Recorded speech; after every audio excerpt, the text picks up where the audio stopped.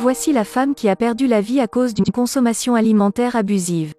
Aujourd'hui nous avons décidé de vous raconter l'histoire de cette femme, dans l'objectif de vous apprendre à faire attention à votre alimentation.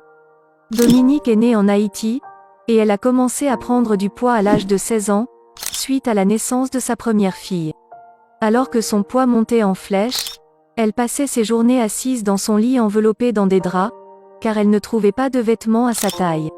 En 2010, elle avait attiré l'attention des médias, lorsqu'elle a été forcée de rester en Haïti après le tremblement de terre, car elle était trop lourde pour les compagnies aériennes.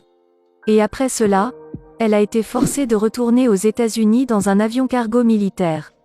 Malgré les ordres du médecin de manger plus sainement, elle a continué à se livrer à ses plats haïtiens préférés, et à saupoudrer ses repas en pensant que cela neutraliserait les calories.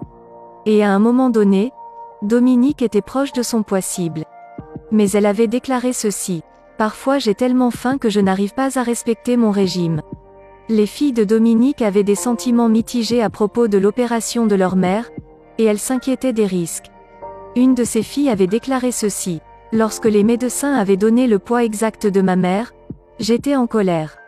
Je pensais que c'était faux, mais comme ils l'ont fait encore et encore, j'ai finalement accepté la réalité. » Les seules personnes qui lui venaient en aide étaient ses filles, car ses filles la lavaient, la nourrissaient et prenaient soin d'elle au quotidien.